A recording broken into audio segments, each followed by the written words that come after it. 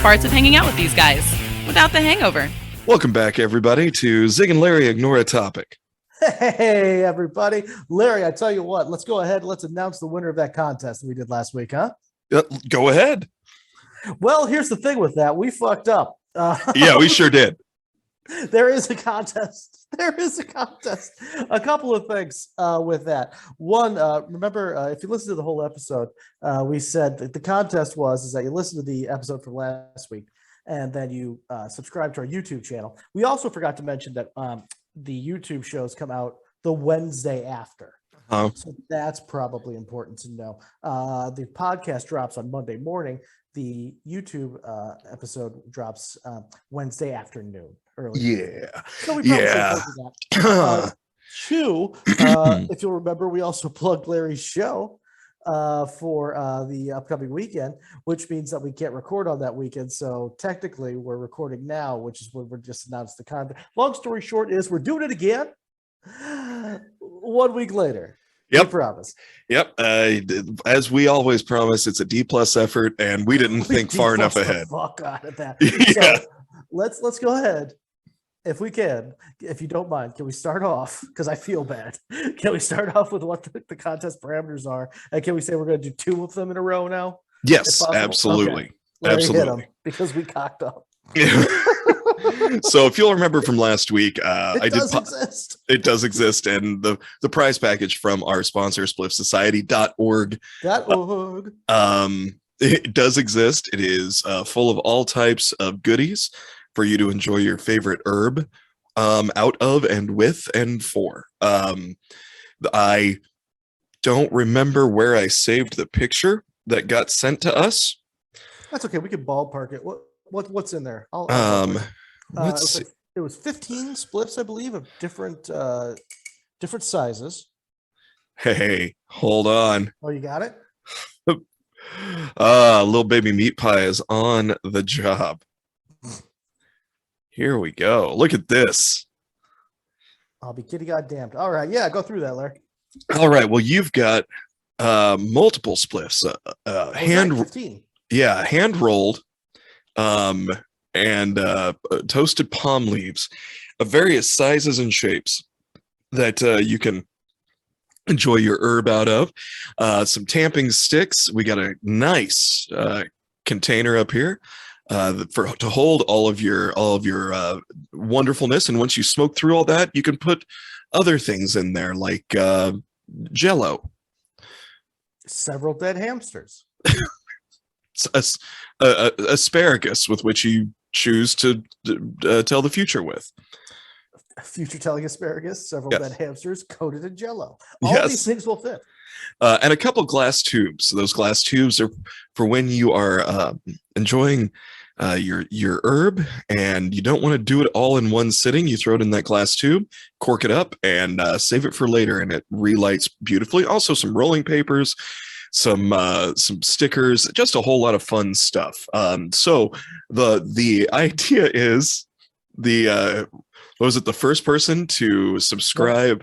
No. We said the idea is that you're going to comment under the show. Yes. With what you would like us to ignore as a topic, and hit us with an email address.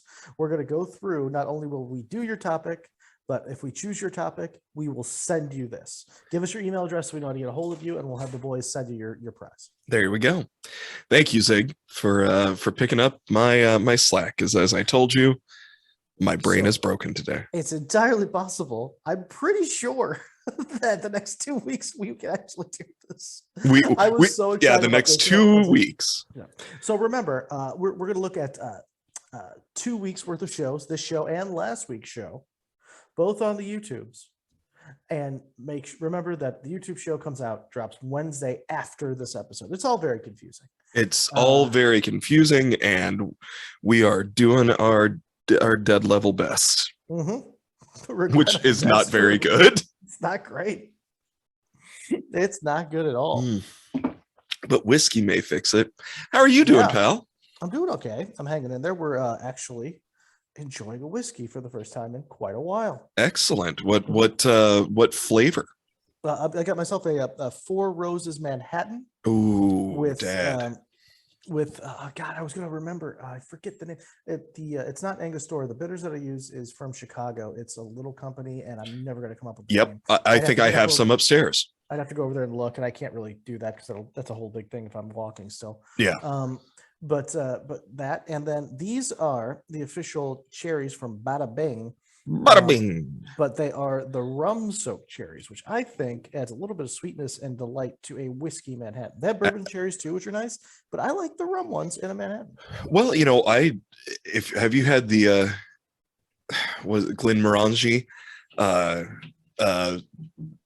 rum barrel scotch? I'm telling you, that was the worst description. No, I know what you mean because and I'm going to do this too. Glenmorangie, they do a Sauterne cask. I remember they do a port and a sherry. And God, a year ago I could have told you what they were called. But I've never had a rum one. I didn't know they were doing a rum cask as well. There's a rum cask one, very, very easy sipper. And so yeah, I could tell I could say, Jesus fucking Christ. What is happening to my head? I could see how some rum-soaked cherries could add a nice depth to a cocktail. This is so sad. You start talking about hooch. It's the one subject I refuse to make jokes on. It's like, oh, no, absolutely. This is something I know a little bit about. So I'd like to discuss that with you. Oh, this is a comedy podcast. Excuse me. Let me switch gears. Oh, okay. I pooped myself. Is that better? I don't know anymore. It's just, I'm with you. I like to talk seriously about booze because it is something that I know about. It's something that, especially working in a divey bar, we had very limited ingredients. And so people would sometimes order drinks that we didn't have the exact ingredients for. So I would have to come up with approximations of those ingredients, and it usually turned out pretty okay. And if it didn't, I bought their drink for them. Can I get a Paloma? I took a piss in a squirt and I handed it to him. It seemed to be okay. I just sloughed off my my do-rag, and it's got a tang to it, but I like it. What is that? It's let's say it's mezcal. I don't know. It's leftovers from last night. Speaking of which, speaking of do-rags, actually, if you're outside playing with your brand new smoker and you have limited mobility, you're going to want more than one rag, because if all you have is your favorite bandana / do-rag, but you're covered in grease, you're going to use it. You can't get grease out of cotton. It just doesn't happen. It's always now it's just oilcloth. Mm-hmm. Yeah.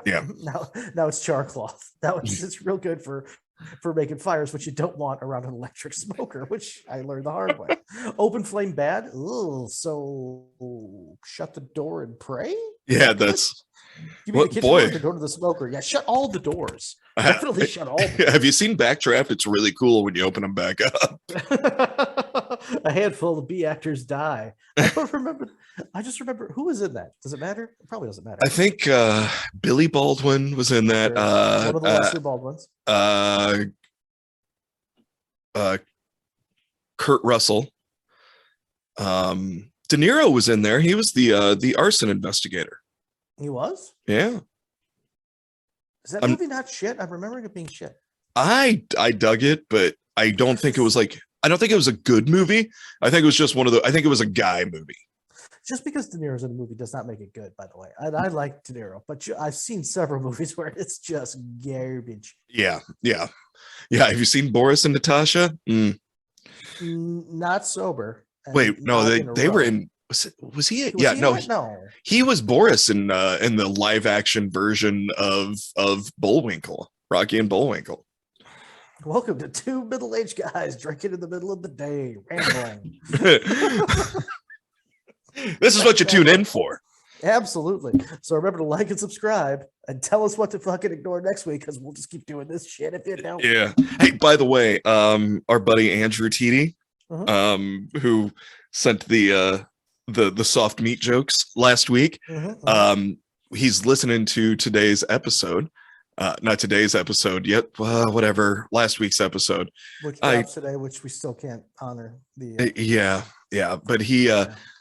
So he was Army, and he said, because I was talking about the likely, the listeners in Germany are all just guys on base, Mhm. just being like, these remind me of assholes I used to hang out with at home. And I was talking about them going to Amsterdam and such. He's like, yep, you are free to go anywhere you want to on leave. However, you are required to sign an agreement that says when I get back to base, when I get off the airplane / bus / a rickshaw that brought me back to base, I am subject to an immediate piss test. Now, here's the thing. Do they do it? Because I've signed that. I've never been in the army. I've never been in the military, but I have signed a lot of things that the government says we can do this, and I've never been caught on it. I've signed several things that the government said. I'm like, I know you're not going to be checking up on this, so I feel comfortable. I worked for several companies that threatened a random piss test, and usually most of them are like, if you don't give us a reason, we're not going to check you. But I'll tell you the railroad, they'll sure make you piss. Okay. Yeah. They mean business. Yeah, they do. It's no shock here, but I'm the proud owner of a DUI from almost a decade ago. We're never going to do that again. But I had to go to those classes. At the classes, they make you sign something that if you show up, we can piss test you whenever we want. I'm like, you're never going to do it unless I give you a reason. You don't want my piss any more than I do. And I was right. The only person that ever got piss test was the guy that showed up, obviously bombed out of his mind and reeking of booze. I'm like, dude, it's like noon and you're going to booze class and it's Tuesday. I want to party with you, cowboy. Yeah, absolutely. 2 of those 3 things would be fine, but all 3 is gonna bite you in the ass. Right. Like, can you piss? Here, you have to piss in this cup. Can you piss in this cup? Piss all over your shirt and squeeze it into this cup. Boy, and by the way, he wasn't in the next class. I bet not. Again. I've had that offer before. Piss all over your shirt, squeeze it into this glass, and let me just do with it what I want. You have? Who hasn't? That's how I bought these brand new vans. You say a van? No shoes. That was shoes. It wasn't he gave me $75. Asked to watch, and then giggled as he ran away with it. Fool me twice, shame on just shame. I mean, just so much shame. Just general shame. So this past weekend, this past weekend, God, the time frames of when we record and when we release. We've done this before. So your show is from recording is this upcoming weekend, but when this drops, it's last weekend when we promised we were going to do a contest. So it's the pre-past tense perfect plural. So let's say a couple weeks ago. How was it when it will have been? Well, let's not talk about Snow Jam yet until I've actually gone. How do you think you might have done then now? I think it was a rad time. But the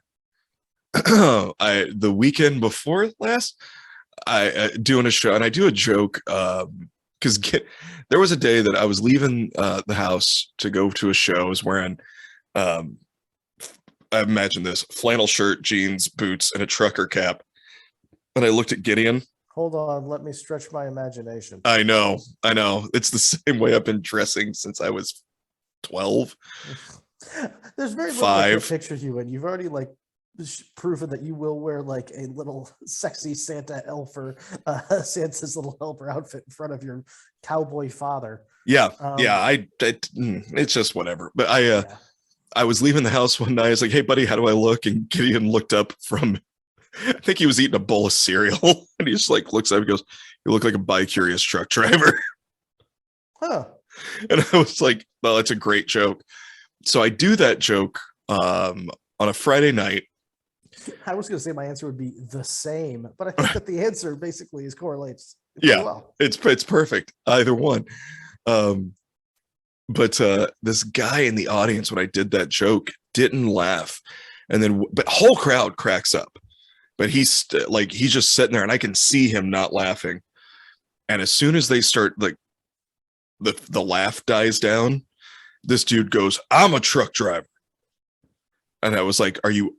I don't know how that correlates. Okay. I'm talking about myself. Are you offering to blow me? I'm not sure where. And he, well, I'm a truck driver. And I was like, we've established that this isn't a joke about truck drivers. It's a joke about me. And if you are suggesting that I'm saying all truck drivers are bi-curious, then You're maybe not you paying need to attention answer to some that. questions about yourself, pal. And Hold on, I just can't get the idea of a bi-curious truck driver out of my head. Because if he just pulls into like one of those like all-night truck stops and there's a lot lizard there, and what does he do? Just like, all right, you can get in the back, but put on these fake sideburns. I'm gonna try something. yeah, I I think just want to see how I feel about it. I'm going to call you Dale the entire time. Take this here broom handle, a broom handle. Take this here with the broom and just tickle the top of my pee-pee while you blow. I want to see if I like bristles down there. I just want to see. This little broom brush that I got here, just put it over your upper lip and then say, beef, it's what's for dinner. I want to see if something happens down below.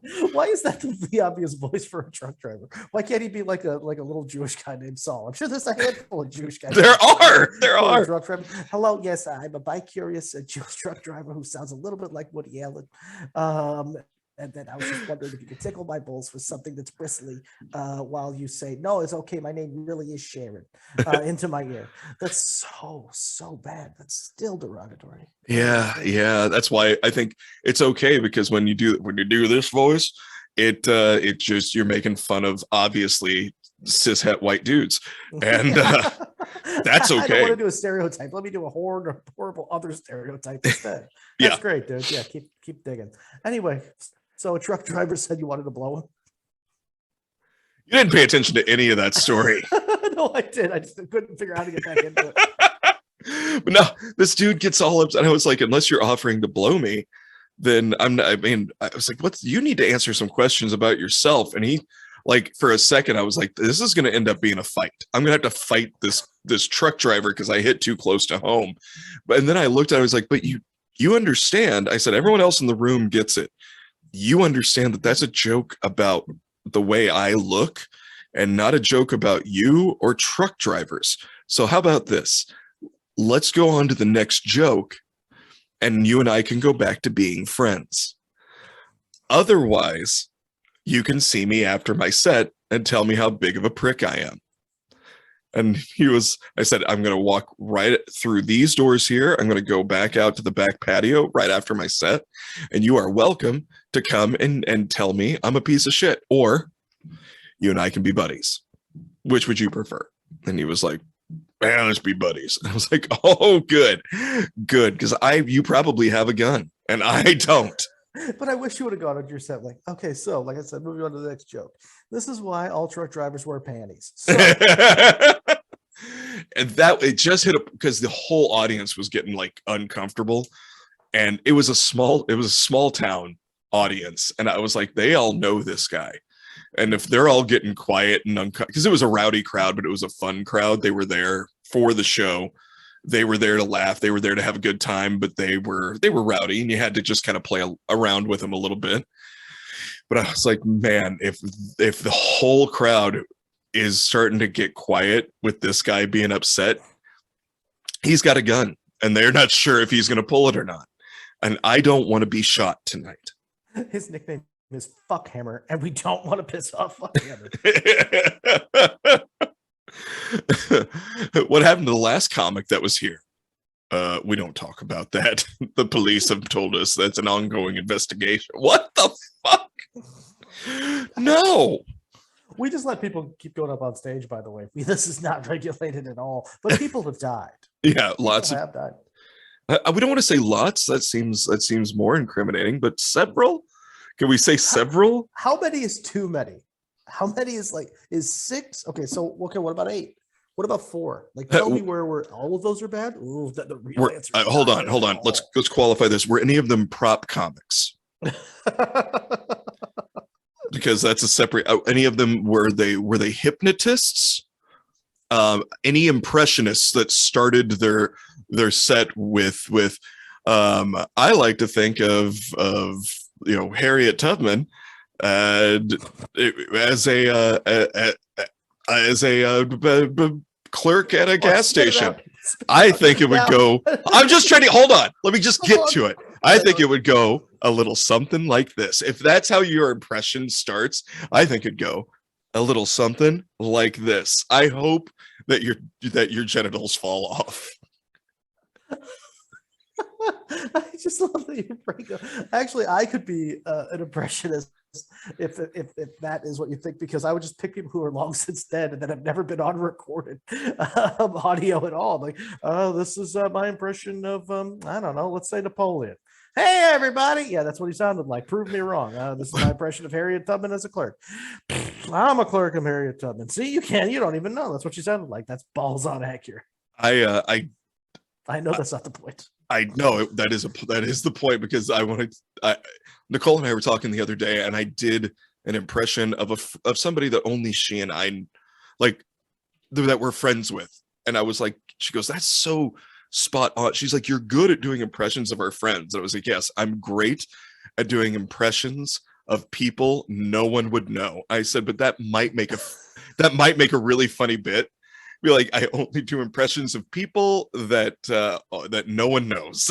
They're not famous. They're just friends. Actually, that's not bad. I tell you what, if you knew Phil Seymour, it's balls on accurate. That sounds exactly like Mary Samuelson. That is like, that's so her. I think the best one is my Jeff Zimmerman impression. Okay. Nobody but you and me know it, so it's the exact same thing. And we have other friends that listen, but sure. You know, for instance, ask me a question. Any question, doesn't matter. What did you do today? Okay, Ziggy, hold on, because here's the thing. And the thing is, Ziggy, Tuesday was it was many days ago. That was yesterday, Jeffrey. Hold on, get fucked with you being fucked. Now do your Jeff impression. You've got to have a Jeff impression too. We all do. Brilliant. That was brilliant. That's a perfect Jeff after like 3 rips off of his one hitter and 1 old fashioned. Mm-hmm. That is perfect. Where he's like, he's gonna teach you some shit, but he's gonna do it in his own time. Yeah, and we're gonna. If you can sift through this, it's worth listening to. It's spectacular. But if you're looking for all information, you came to the wrong party. Yep. I know I do an impression of you, but here's the kids love when I impersonate Uncle Ziggy. They'll say, "Do Uncle Ziggy," and it'll be this. Ready? Mm-hmm. That's it. Not bad. That's my Adam Ziegler impression. Just general. I don't know. I don't care. Yep. On? It's when you're trying to get Jeff to do something. Hold on. I have to find it's in your hand. My wallet. I cannot leave the bar without my wallet. I'm telling you, it's in your hand. Been walking towards the door for 45 minutes, dude. Come on. Let's go. And your response is, fuck him.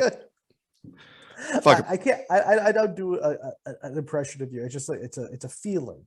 It's a feeling of, I'm going to prove to you that I can lift this or be okay with getting hit by that. That is what it is. Even though nobody asked you to do so. That's all. It's not. It's just more of a feeling and an impression. It's not really. I can't do your voice, but that's what I got. It's like, I'm gonna take an axe handle to the knee. Why? Because you don't think I can?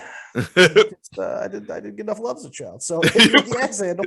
No, you nailed it. That's my inner monologue. Yeah, I can inner monologue you. That's all I got. The kids do an impression of me because it's funny, they were sitting around, we were all just talking, and they did their impression of their mother, and I was like, all right, I know every kid has an impression of their parents. What is your impression of me? And they all looked at each other and they're like, we don't have one. And I was like, bullshit, I know you're lying. What is it? You wouldn't have paused. And Willow was like, oh, damn it, I'm gonna get some more whiskey. I was like, yep, that nailed it. Gideon was like, you need more gravel in the voice, Will. Can you do another? I can name that tune in under 10 words. I can name that parrot in under 7. Name it 1 or 2. I don't know how you say it. God damn it. Yep, there he is. There's old Pop. I kind of want to get into the thing for a couple of reasons. One, I think it's real fun. And two, we promised we would do somebody else's thing and we fucked that up. So I had to come up with a thing off the top of my head. So it doesn't really make sense. And we didn't really do a whole lot of our thing last time. So I want to get into the thing. Can we do the thing? Yeah, let's do the thing, buddy. This is one of my favorite things because it's a game and I make up the rules and they're completely arbitrary. Excellent. All right. What I'm going to do. So this is a series of people who I bet you don't know, but you should know their names. Okay. Okay. And will you be doing impressions? No. Well, I tell you what, I can give it a shot for a couple of these, but I might accidentally do it. But what I'm going to do is give you their name. Okay. I'm going to give you we're going to play. I don't want to play 20 questions because we don't have that kind of time. But I want you to take this seriously. I want you to try to figure out why we should know their name. Okay. Okay. All right. So I'm going to give you 5 questions. All right. At least attempt to take them seriously. And I reserve the right to change these rules as we go along. Okay. And I make no promises taking things seriously. So start broad, get down to small. These are the people that I just discovered on the internet. Okay. That I really think we should know their names for several reasons. Yuri Geller. No. Everybody should ignore him. I have no problem with magicians who like Penn and Teller who say like, I'm this is bullshit and we're lying to you. Yeah, this is entertainment though, as opposed to assholes like Yuri Geller and the fucking psychics who are just taking your money. Hey, you know what? If you were a real psychic, you wouldn't have a sign in your window of your double wide saying tarot readings. You fucking asshole. Anyway, so that's how I feel about that. Oh, we're gonna. By the way, that's on the list for this year. Is a deep dive into fortune tellers. And yeah, no problem. Because fuck those people. Huge style ire on that one. Oh, dude, yeah. That will just be an angry episode for both of us because fuck those people. Okay, you have 5 questions. 5. So start broad. Okay. There's no way hell you're going to get in 5. But okay. All right. I'll give you his name. The gentleman's name is Shoji Morimoto. And I will give you this hint. He is not in any way, shape, or form traditionally famous. Is that the guy who created Pac-Man? That's 1 and no. Created Mario. That's 2 and ice cold.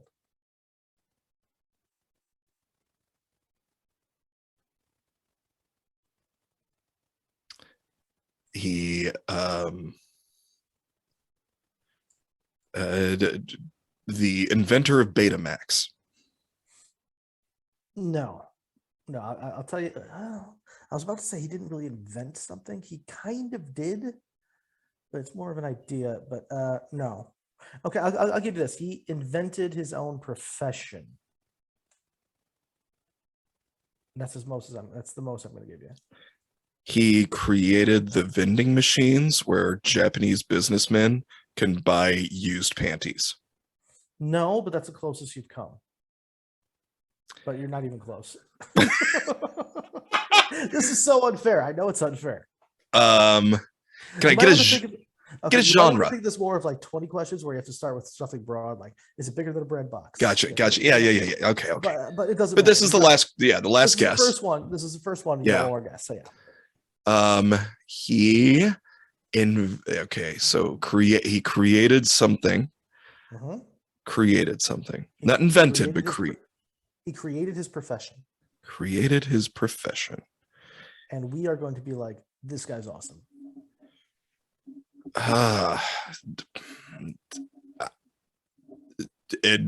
Mass production of sake. No, but all very good guesses. This is an unfair game, so do not feel bad about I don't. No, not at all. Okay, good. So Mr. Morimoto, Japanese man who rents himself out to do nothing for a living, says he will reply to chit chat, but that's about it. Mr. Morimoto got his start in this unusual job, which he created in 2018 when he was unemployed at the time, and he opened up a Twitter account called "Do Nothing Rent a Man" to advertise his services. He now has more than 200,000 followers. Literally, people hire him by the hour. He shows up to do banal, meaningless bullshit. That's it. Do you have examples? Because I think, do. Can we franchise this and you and I become the American Office? So it kind of runs the gamut. Yeah, he turns down things like, he's like, I will respond back and forth to like talk about the weather. Some things he has done, he's gone out to lunch with people and he will comment on the food, say, oh yes, I like this, or no, I don't. He will go to events and comment on like art galleries and just look at the art. He has enjoyed a birthday cake with somebody and wished them happy birthday. So he's a rental friend. Yes, but no. But he says, I will not be your friend. He says that specifically. He's like, oh, I've noticed I will not like you or dislike you. He has turned down things like anything sexual. He says people have asked to be his friend. He's like, no, that's not what we're doing here. I'm just literally going to sit you. You want me to sit and watch you eat soup? Yeah, sure. It's like $50 an hour. They're like, sure, okay. That's it. He literally says, I will do nothing. Nothing. He books up to 3 gigs a day. And so far, he has completed more than 3,000 paying gigs in the last, since 2018. So this is the beginning of 2022. So, do the math. Some of the requests he has turned down include cleaning houses. No, I don't clean. I'm sorry, that's something. No, that is something. That's not nothing. Doing laundry? No. Posing nude? No.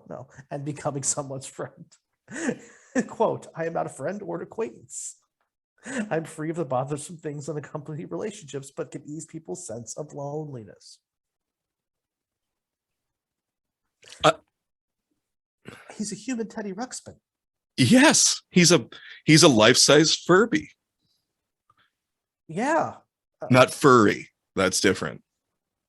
And that's not all fucking, by the way. Like, it's a very small subset that do the fucking. Oh, I know. I learned the hard way. I bought the suit and everything, and my dick stayed dry. Oh, I went to the convention. I'm like, oh, look at all these. I don't know. We'll call them weasels. Look at all. Hey, check out the ass on that weasel. Is there a hole in the ass? The costume mask? Costume ass? Yeah. Look, look at the tits on that marmot. Well. I'm trying to go back. How do you transition from look at the tits on that moment? You don't. You ignore it and move on. Yeah. It's like, oh, that guy's on fire. I did a lot of research about furries because I was writing a joke about furries versus the KKK. Like versus like a pit fight? No, just it's just a whole bunch of costume guys beating the hell out of each other. But the furries won because there's a lot more padding and they weren't just covered in malice. Yeah. Yep. They're more willing to adapt. Anyway. So this gentleman is he's Japanese, lives in Japan. Japan has recently struggled with managing loneliness and social isolation among residents, obviously since 2018 for obvious reasons. In 2020, the country reported rising suicide rates for the first time in 11 years and appointed a minister of loneliness to help tackle the problem. So, I mean, I guess culturally it is like, I don't really want to make a joke about it, even though that is really the wheelhouse for me to make a joke of. But I get it though. Like if it's kind of an isolating culture anyway, where you're brought into yourself and then COVID hits, maybe you need a minister of loneliness to take a look at the problem and be like, maybe we need more guys like Shoji, just like go and have some birthday soup with people. I mean, seriously. So what are we doing? You're going to watch me eat soup. Okay, like in a weird way, or nope. I'm just going to quietly eat some soup and I would like you to be there. What kind of soup? It's a minestrone. Excellent. Perfect. Do you have a clam chowder? I am just categorically against clam chowder, but every other kind of soup I'm in. Okay, so that showed you. So that's good. That gives you a general idea of the game. and what we're talking about, and super late. I will give you the gentleman's name. Okay. Well, here I'll tell you what, we're gonna come back to the States. We'll do one of two. You want to do a guy or a girl? We're gonna do them both. Let's do the lady. The lady. Okay. Let me get to her page real quick. Now, it's possible you will know this name. I doubt it because I didn't. But I will give you this. She has been on a reality show. What we are going to say we should know her name for, however, is not related to the reality show. Okay. So if you know her name, you say, "Oh, she was on that show." Yes, but that's not what we're doing. That's not what we're doing. Okay. All right. Her name is Steph, and I don't even know how to pronounce it. Matto or Matto? Steph, Matto. Why should we know her name? And it's not. I'll even give you the fucking thing. It was 90 Day Fiance on A&E, a show which I'm sure neither of us have watched an episode of or really understand what it's about. No. But she was apparently on that show. Okay. But she did something so enterprising. Oh shit! I'm giving it away. Is this the broad that farted in jars and sold it? Ding, ding, ding! We have a winner, Larry. God damn it! Oh, so good. Oh fuck! I was hoping for that one. That's my fault. God damn it! I fucked it up. I fucked it up. But you knew her. Okay, so you didn't know her. So her name is Steph, former reality star who made. How much did she make, Larry? Was it like $50K? $200,000. Well, I meant like per jar or something. It's so whatever it was. I don't know what she was charging per jar, but her total before her self-imposed retirement. I'll tell you what, right now, if somebody wants me to fart in a bell jar and ship it to them, I'll charge you $100 a jar, $50. You know what? $50 a jar, and the postage. And I will fart in a jar for you. Now, how do you know when you filled it up? It's like a logistical question that I have problems with. Like you want to give people their money's worth. You know what I mean? Like you want to, if you're going to be supplying a product, you and I are the kind of people that want to make sure it's quality. You don't want to like. I'm going to be honest with you. I'm going to keep it a buck with you, Zig. I trust me. If it's me, that jar is going to be filled. You think one good one's going to do it? Oh yeah. Yeah. Okay. Yeah. I don't know. I've never. Sorry, I'm actively chewing a blue soaked cherry into my microphone, and I'm going to do it 2 more times. And he's doing it seductively, which was really. Tell me more about these farting jars. These cherries are delicious. In a rum soak that I put them in Manhattan. Tell me it's not going to be delightful. It's going to be amazing. Mm-hmm. So I will fart in a Manhattan and ship it to you. What I really appreciate about this woman is not because she was on this stupid fucking show. She's from Connecticut, but she found her own niche. She was farting in jars and selling them. She made $200K, but she had to retire after a very short-lived. After she was rushed to the hospital for squeezing out one too many, she hurt herself farting into jars. Yep. You know that she wasn't faking, which I really appreciate. She said, "This is a ridiculous thing, but I'm going to take it seriously. I'm not going to fake fart at these jars." You know what? Heart attack-like symptoms, Larry. I can't fault anyone for a hustle like that. No. It's not hurting anybody. I mean, she's not. If people are willing to pay for it, like Nicole has said multiple times, look, if some dirty bird wants to ship me a New York style cheesecake factory cheesecake and have me record stepping in it and they want to pay me whatever money, you ship me you pay for the cheesecake, you ship it to me. And I will record putting my foot in a cheesecake and set it. She's like, who does that hurt? It hurts nobody, but it's very specific, and you breathed in twice during that entire thing. Like, she's thought about this.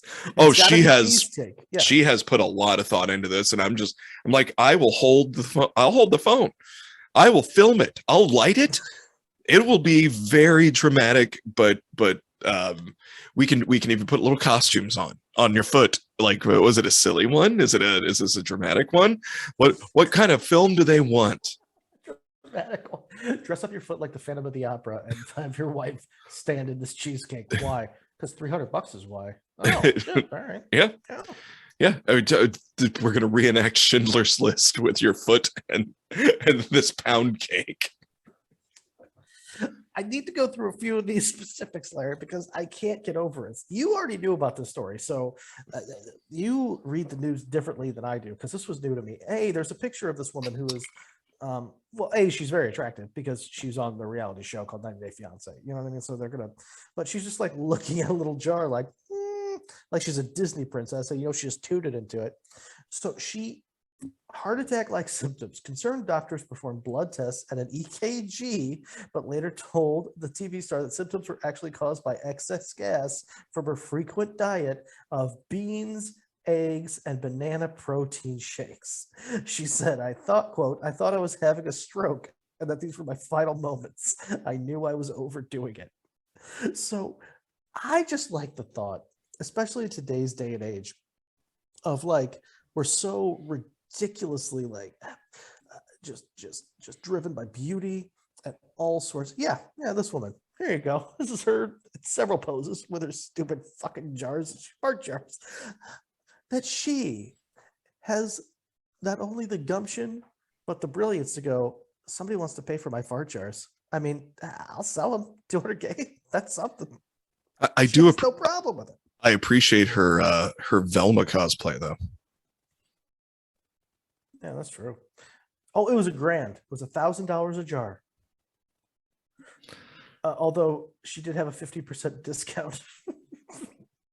So $500 per fart. What demand, which saw her squeeze out 50 jars worth of farts a week. The self-proclaimed fartrepreneur opted for a high fiber diet, living off of beans and eggs, banana protein shakes. Like she's not Weight Watchering anything. She's not ketoing a goddamn thing. No, what's going to produce the most farts? She's weaponizing her tiny little butthole and selling it for $1,000 a pop to perverts. Like, and how much money and how much of a kink do you need to go, I'll pay $1,000 for that? Because you can't get more than 30 seconds of joy, if that, out of it. That's all they need. And joy is in air quotes, by the way. Joy is in big time air quotes. Well, for them, it's probably joy. And if you, I say guys, people like that, to satisfy that kink, they'll pay any amount of money. She sent herself to the hospital because she gave herself too much gas, farting into jars and cashing in on her 15 minutes of fame. Yeah. I mean, I gotta respect the hustle. Yeah. I'm just pissed that you knew about her. God damn it. I really wanted you to. Fuck. All right, fine. We'll move on. I wanted to have more time with Steph, but we can't. God damn it, Stephanie. All right. Where's my guy? I'll get you guy. I'll get you with this guy. He's not near as impressive, but I think he is. Let's see. Shit. Vamp, I lost it. I got nothing. Whenever you tell me to vamp, my brain goes into vapor lock every time. It's like when you're like, hey, what's the name of that guy? And I'm like, well, I will never know it again. Got it. Okay, so we're gonna stay in the States here. Okay. All right. Mark Zable. And I'm not saying shit other than it's the States. I have another one of these chairs. Mark Zable. Remember, think 20 questions. So start. Yep. You have 5.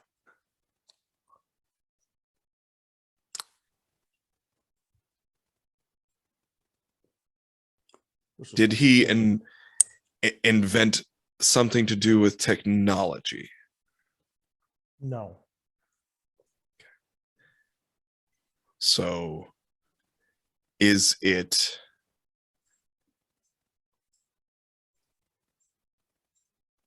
something to do with woodsmanship? No.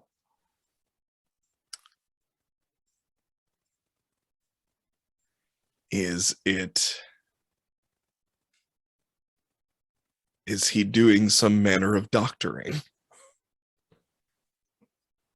The definition of doctrine would have to be real broad. Let's say no. Although, what the hell do I know about woodsmanship? I don't think I've ever said that word before in my life. It sounds fucking weird coming out of my throat. It does. I'm bothered that you said it.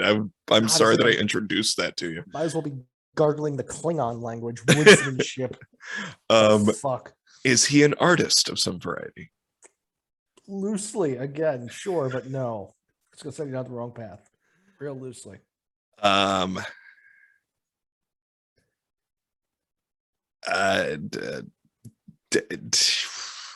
Is he raising an army of newts? Today he might be, because I couldn't find out much about him since 2010, and I really tried to see what happened with this because I want it so badly. I can't put words on it. Mark Zable on September 6, 2010, at the big text competition, he is the inventor and the first person ever to fry beer.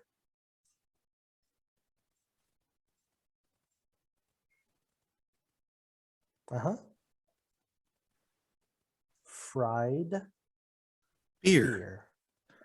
How does one accomplish this? Well, I'm not sure if it killed anybody because I couldn't find anywhere online who won the 2010 competition. I know that he's done several things in this competition previously and before 2010, including deep fried shrimp nugget jalapeno cheese corn dogs, whatever the fuck that means. But generally what he did was he took a stout and ground up animal bones, animal marrow that was like freeze dried, and then put it all in like this pretzel style ravioli. So he's a serial killer. Got it. The whole fucking thing. But when you bit into it, it was liquid.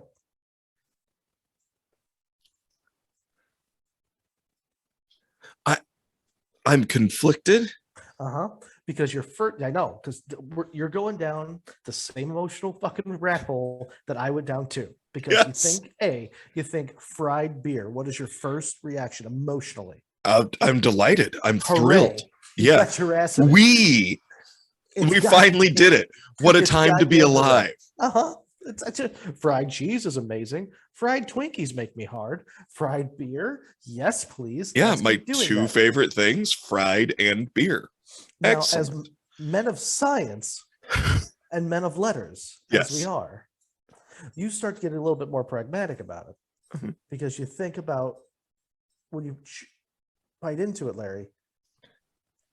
And I can only guess it's like, remember the candy Gushers? Yeah, it's like a savory gusher. It's Gushers. If you've never had it, it was like a I don't even know how to describe it. It was kind of like a fruit. It's a fruit snack with some manner of jism in there. Yes, it wasn't jelly. It wasn't liquid. It wasn't pleasant, but you had 2 or 3 at a time. And it would squirt down the back of your throat, and you went, ugh. All right, one more. Let's see if it's different this time. Oh God, do they all have to be grape? They're all grape in the box. They're all grape. Okay, give me another one. So now, with that in mind, it's just like church. This just came. Okay, so think of it's like a fried ravioli. Pretzel. Like a fried pretzel. I love a fried ravioli, and I love pretzels. Yeah, I'm in so far. But it just came out of the fryer, Lair. Yeah, sure did. It's still hot. Yeah. It's food. It's not like piping hot. I'm not trying to get you to burn your mouth on the grease here. Sure. But it was in a fryer. Yeah. And you just bit into it. So now what just went into your mouth is gelatinous, warm, not warm but not everyone's favorite taste treat, a warm beer. Not even like UK style, like room temperature beer. Yeah. Because room temperature stout I'm fine with in certain circumstances, like when I've already had 3 good cold ones. But Now it's food temperature warm. Yeah. And it just fired, and shrapnel of it, which is coated and made gelatinous and only friable because it's soaked in animal marrow, has just hit the entirety of your mouth like a fucking claymore. Okay? Yep. Now go with your emotional roller coaster after having that. Betrayal, anger, extreme sadness. It would be the feeling of when you expect your dad to pick you up, but turns out it's your grandpa instead, and you're not going to the movies tonight. No. You're gonna go watch reruns of Hee Haw until someone can pick you up. It is um well, it's the same feeling you get when you've been drinking cold beer and then you pick it up and it's gotten just warm enough because you talked too much or you were distracted playing darts and you go slug. Oh, that's piss warm. What did I do to myself? But you don't want to waste it because, it's still beer.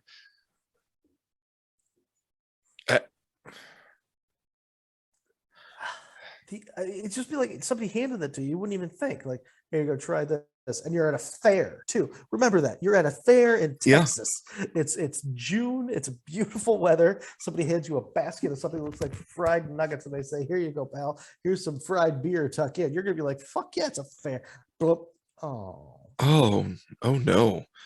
Oh yeah, it is, isn't it? That's exactly what this is. That's fried beer. Oh, that tastes the way that your grandparents' front room smelled in the 80s. Please explain. You're not wrong.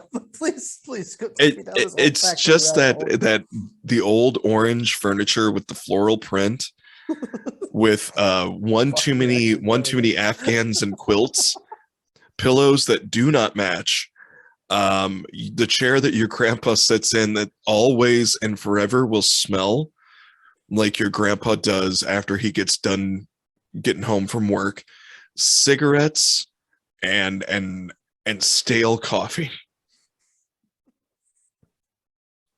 Cigarettes, stale coffee, and the general attitude of, why would I get another one? This one's fine. Yeah.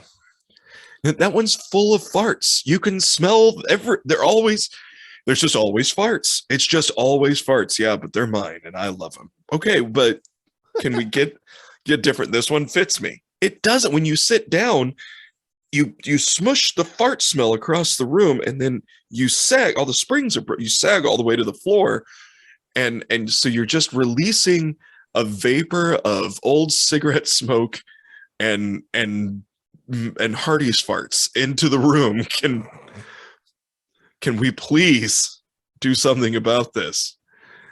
What is in this carpet? I know grandma vacuums every day. What is it? Why does the carpet feel like 80 grit sandpaper? Whatever it is, it's in there. I don't know how else to say it. Didn't grandma and grandpa used to have a cat? Where is that cat? In there. God, it's just never go. We're gonna have to remove this house. A couple of things about Mr. Zable that you have to know. It took him 3 years to perfect this recipe. Well, I mean, he is an entrepreneur. Don't you get the feeling though that, like, after a while, even after 3 years, he had this idea, much like ours, like that mental roller coaster of like, I'm gonna fry beer. It's gonna be fucking amazing. And then after 3 years, he's like, I knew it was gonna suck, but I still had to do it. I told my wife I was gonna do it, and sure, she took the kids, and she's living with her mothers. But god damn it, it was worth it. It was absolutely. I've perfected it. Crunch. Fuck. Oh no. Yeah, I did it. There's no other way to do this. It's done. It is done. He also patented this successfully. And it's weird because you don't read anything about it today, like at all. But in the patent process, a lot of times they accept schematics of like whatever you're doing. So he encased a drawing of his process And it literally looks just like a hairball. Like he just took a Sharpie in the middle of a piece of paper, went, yeah, put an arrow to it, and just went fried beer. Fried beer. And There they you still go. went, yeah, you're at patent number 9342 LT7. Good job. Good. Hey, we're the patent office. We are here for things. Okay. How much time we got? Because this is the one I wanted to get to. This is the real one. We got about 5-10 minutes. Okay. This gentleman, I hope you don't know him. We're 5 minutes is not near enough time. We got these guys do. It's okay. No, but it's about all I got really, because I didn't do enough research to give him his due. Let's be honest. We D+ this. D+. This is we're gonna say it. Historical figure. Okay. Historical figure. Lived and died in the 1800s. Okay. All right. Okay. Joshua Abraham Norton. You have 5 questions. Joshua Abraham Norton. Mm-hmm.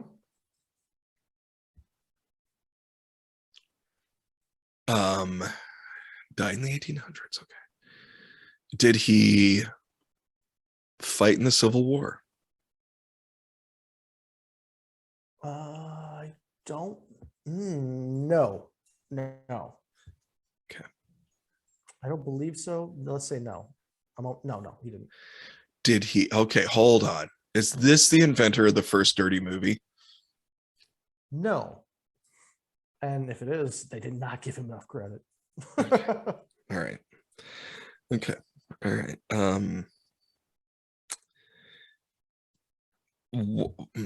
Was he a gunslinger of some variety? No. Did he? Is this the inventor of Tex-Mex? No. Was he selling? Was he selling his farts in 55-gallon drums?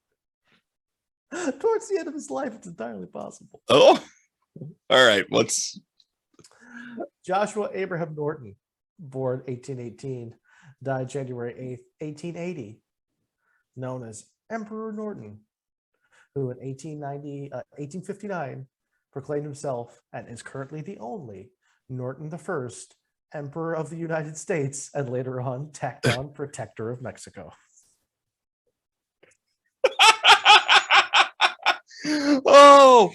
Oh, hold on. Is there a picture? Recognized by almost Give me his name nobody, again. Joshua Abraham Norton. And actually, the picture that I'm looking at right now he appears to be in some manner of military regalia from the 1800s. He might have been. He was born in England, but he died in San Francisco. But I seriously doubt that he was in the. Yes, I have heard of this guy. So Norton I, Emperor of the United States and Protector of Mexico, self-proclaimed. Recognized by almost. Look at this guy. Yeah, this is him in his full regalia. Oh, recognized by nobody in the States as emperor. However, recognized by King Kamehameha of Hawaii as the only political figure from the Americas that he would speak to for a while. look at this wonderful soldier on his bicycle Now, to in his military regalia. Basically, he was born. I believe he was born in the UK. He spent some time in Cape Town in South Africa. He came over here. He lost a shit ton of money trying to corner the market on white rice, and then apparently just went batshit goofy, and everybody kind of went with it. In San Francisco, he declared himself the Emperor of the United States. Some things that he did during his tenure. He made his own money. He made and printed his own money, everything from a cent to a tenner. And there were actually several restaurants and local bars that would accept it because he was basically a tourist attraction. So my favorite proclamations, as somebody who lived and loved in San Francisco, he refused to let anybody call his town Frisco. If you did, you owed him $25. He said so. I love this man.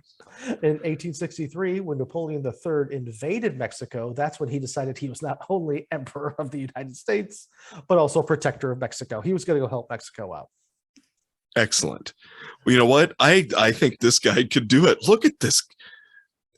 Like Yeah, if all the that pictures, like, it looks if like that came rolling down a hill on a bicycle with that saber drawn, screaming for Mexico, he'd be like, you know what? I think maybe we should try and invade Russia instead. Maybe that's why Napoleon was like, let's go to Russia instead, because this guy is trying to protect Mexico.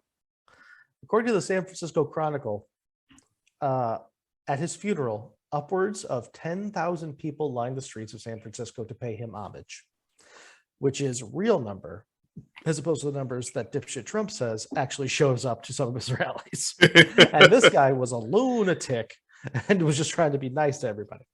Norton has been immortalized at the basis of characters in the literatures of Christopher Moore, Robert Louis Stevenson, Mark Twain, Neil Gaiman, and Bukowski have all base characters upon him.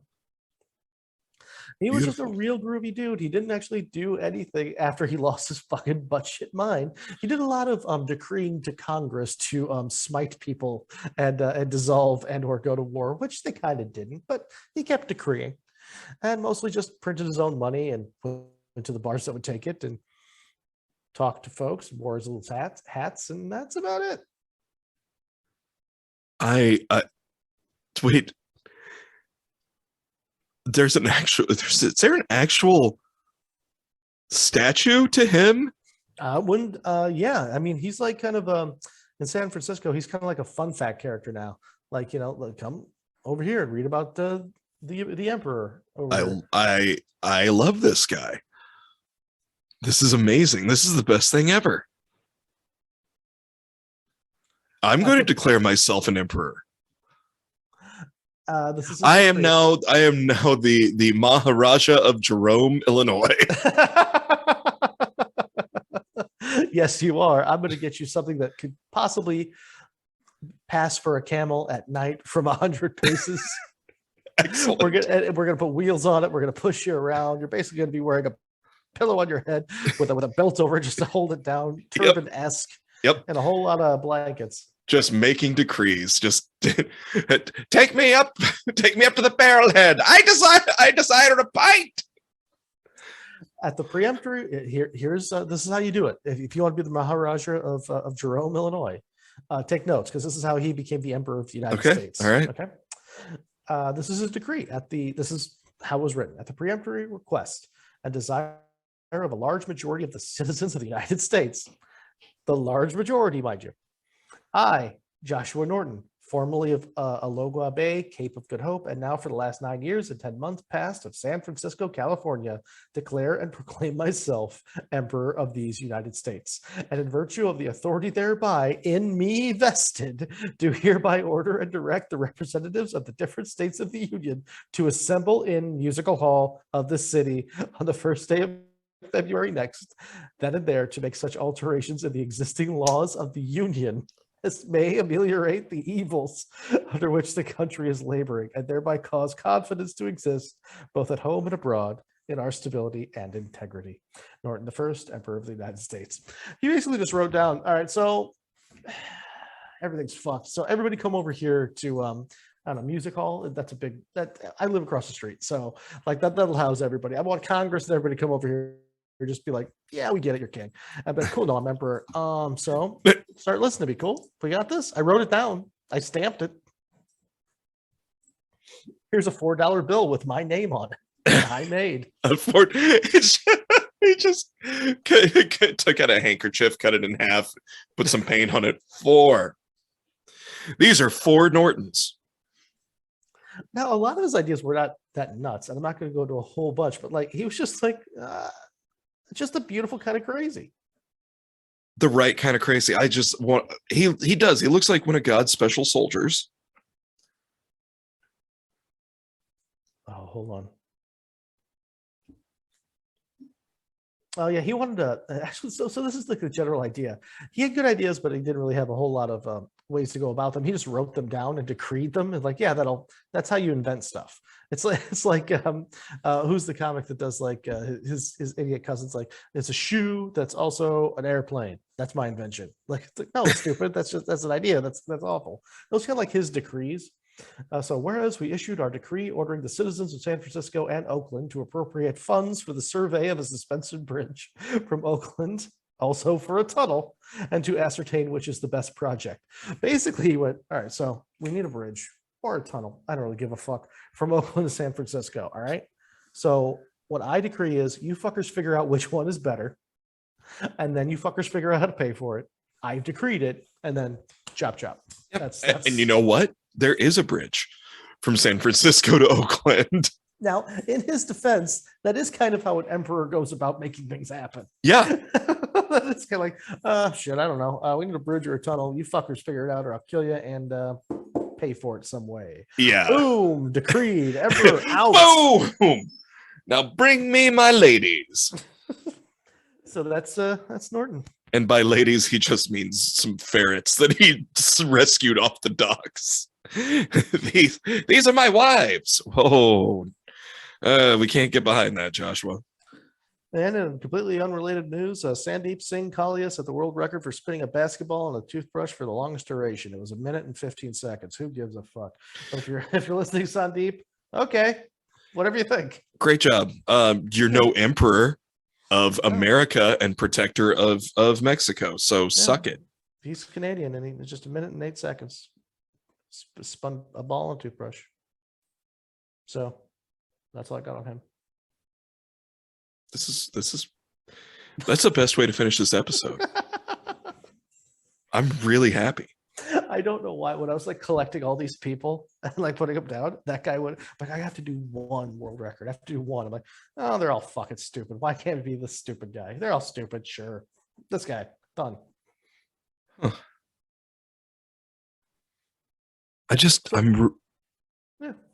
I feel really good about the emperor. Mm-hmm. And he lived out like the end of his days. Like he wasn't making any money. People just kind of like let him go off. I have a feeling he was very similar to like the old wizard in New Zealand before he got real weird about ladies. Just like we're paying him kind of. Just he doesn't do anything wrong. Just make sure that he's got enough food and that he doesn't stink too bad. And what he actually has a couple of decent ideas. Yeah, but still keep him in the closet. Yeah, just let's just he's fine. He's not hurting anybody. He chased off Napoleon. He saved all the Mexicans from Napoleon III. Yeah, we all gotta be grateful. I mean, that poor guy. He was just happy being the emperor of the United States from his seat in San Francisco, decreeing things and having nobody show up to his parties. And then he read that Napoleon III just invaded Cancun, and he went, "Fuck! Well, I better help out those people. Don't worry, I am also your protector." So there's that. What? You heard me. Don't worry, I have a saber for all these photos. That's not even attached to a sword. He just pulls it. It's just they had taken it away. It's just like a loose leather thong. He accidentally stabbed the mayor's cat. So they're like, we have to take the sword part. No, you can keep the rest of it. You can keep the basket hilt and everything, but you can't have the sword part, Joshua. I don't need it. I'm the emperor. And then he just punches people with it. Yeah, the equivalent of balloon sword. It's just lamb intestines. They're knotted at one end, and he blew it up. He's just whapping kids with it. It's like, oh, you can't hurt them. It's fine. It smells funny, but it's okay. It's fine. It's not great, but it's fine. It's the 1800s, and it's California, and no one really cares. Let's go get some whores. Who's that guy that smells like all the bad stuff? That's the emperor. Oh, okay. Oh, that tracks. That tracks. San Francisco is kind of a smelly town anyway, so no offense, San Francisco, but you're right on the bay, and woof. The seals. The seals alone, bro. God.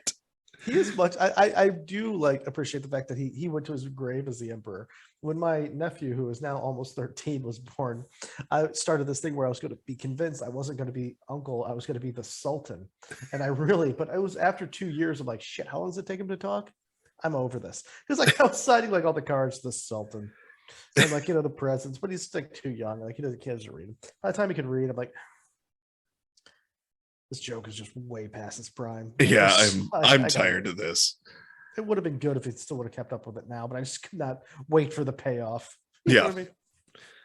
Yeah, it'd be really fucked up though if we found out that Emperor Josh, his army was just all the seals that belong around the docks of San Francisco, and that's what he went to Mexico with.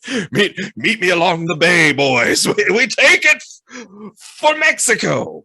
This one's general, and those are all, I don't know, let's call them squires and knights. And I don't know, these are private. That one's Phil. Makes any sense? These are dragoons.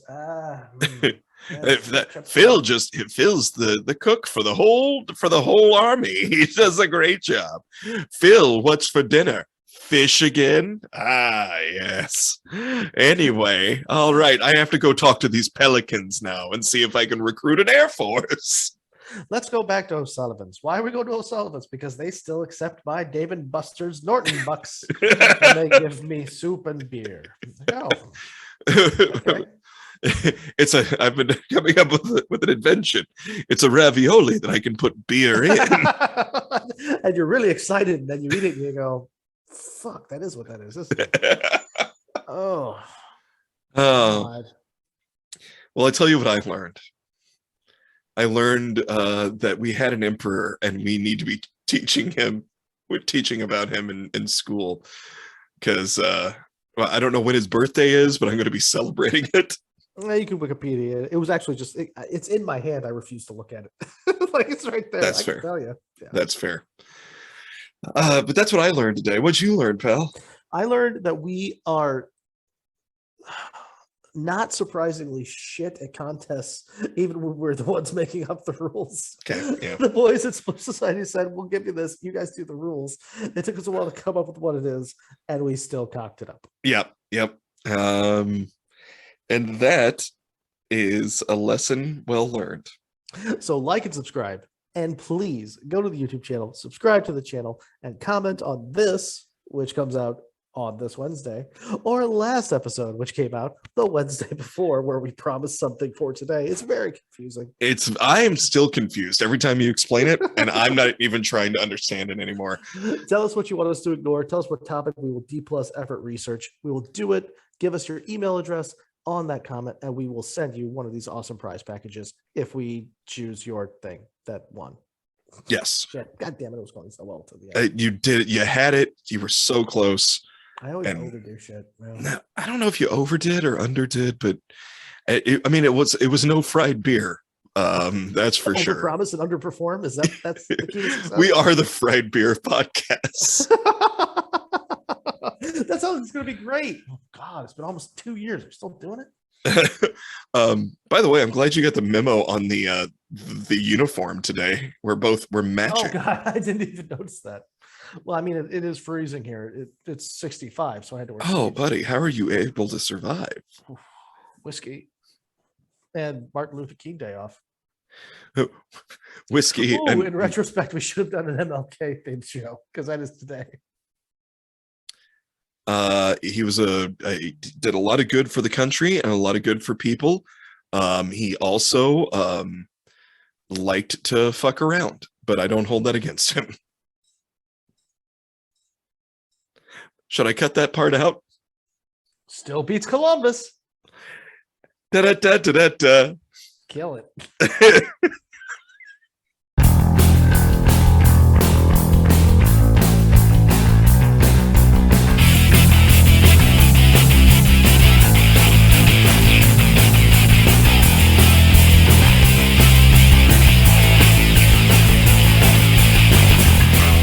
best part's about hanging out with these guys. God damn it, son of a bitch, motherfucker.